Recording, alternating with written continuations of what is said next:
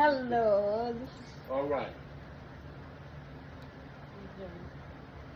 This is me and my grandson. We're gonna finish up on this episode 11.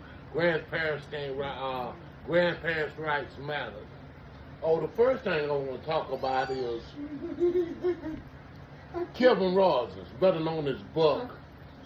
He's a good friend of mine, and I talked to him earlier about it in the video. Be quiet.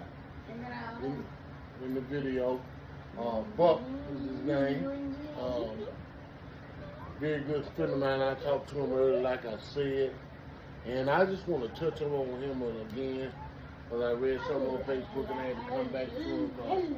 He's my main concern. Buck was, like I said, a good basketball player and all that. But he was a good friend of mine. A lot of people didn't know. We talked a lot. Because me and his life is kind of alike. He sacrificed a lot of things for his family. And I admired it for it. And I used to talk to him at Lowe's all the time. I can't get my blanket. And, I'm just going to. It's not blue. All right, get back. Let me finish. And I admire him for it. Good. Like I said, he sacrificed for his family. And he was more than a man. He was a little man, but he was more than a big man to me. And my life was kind of like that because I lost my mother at 16. And I had to sacrifice a lot of things, a lot of things I couldn't go to. At 16, I had to stay home and feed my family. When you got a kid, you don't lost your mother, you got long children. Go in there for a minute, let me finish this, okay?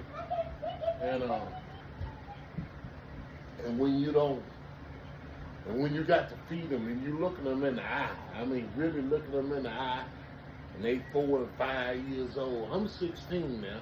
They 4 and 5, and they looking for you to. God already done healed them. That's all that matters. And they looking at you to take them through the rest of the trials and tribulations. But it's only gone for me. But God automatically freed them because I got it. He knows I have it. Back then he knows. What I'm trying to say is the sacrifice that Kevin made for his family, I admired him for it, and I talk to him all the time about it. Mine was similar to it, because it was one of those things that's something you gotta do. And you sacrifice. I sacrifice wives, potential wives, girlfriends or whatever. And the reason I say this is because he knew what he had to do and he done it. And I love him for it, and I miss him very much. And I seen him in his picture of him in Roundfield, which is Greg Ledbetter. He was a good friend of mine too. And the sacrifice that Kevin made to make sure his family was all right was very extraordinary. Wasn't ordinary, extraordinary. And I always talked to him about it, and I told him that God was going to take care of it. And I know he's looking in heaven right now, going to pray the gates of heaven right now. Because he was more than just an average guy. To be able to do something and sacrifice for his family like he did. It was 9 of us, and 6 of us was younger than before the 10 in age, and they would look at me to get them food. And when you got a kid like that, looking you in the eye and saying, "Hey," they saying it. They ain't saying nothing with their mouth, but they saying it with their eyes, and they saying like, "Big bro, you got to take us home." So that's what I did, and this is why I don't understand about Cedric and Constant Ward. They know this story. They know about my mother dying when I was 16. I had to raise her, and the community. They know this, especially the system. They know it because I was, they was trying to take them and split them up. send one here, send one there, and all of them mixed up. And then when they get 40, 50 years old, here they go, come back. No, I wasn't having that. I stood up, kept my family together, and all I'm doing all right today. I lost one to seizure. She had epilepsy seizure, lost one. That's the only one we know left.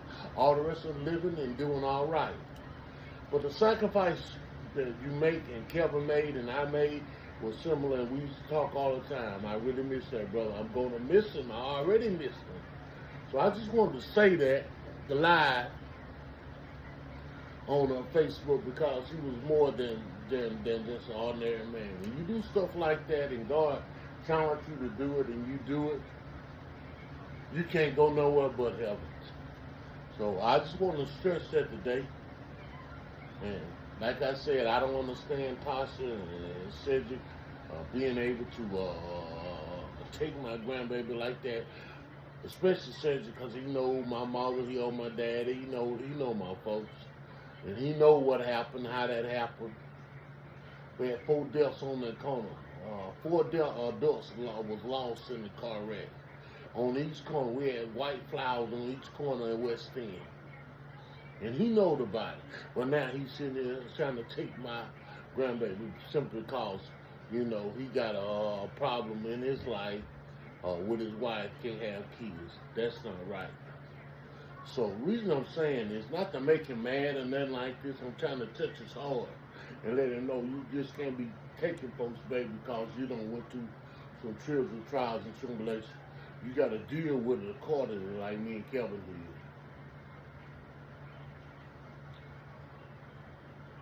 did. And God already don't already forgive the situation. But this kind of stuff will puzzle me, because I know them and I trust them to help me with that kid, and he was supposed to give him back, with no problem, and some kind of way he got steered off another way. But at the same time, I just want to say this is all about Kevin right now. I really don't want to talk about that right now until we have to find a ruling and everything. And it ain't gonna never be found until I get it. It ain't gonna be like that. It's gonna be an ongoing situation all through his life. We're gonna fight for him till day one, till the end of the day. So that's what I wanted to say at the end of this session here. Grandparents' rights matters, and I'm a good granddad, and I would like my kid right. And condolence to the family of Kevin Rossi, better known as Buck. In God's name I trust. Only David Willis. Peace out, and I love you, Kevin.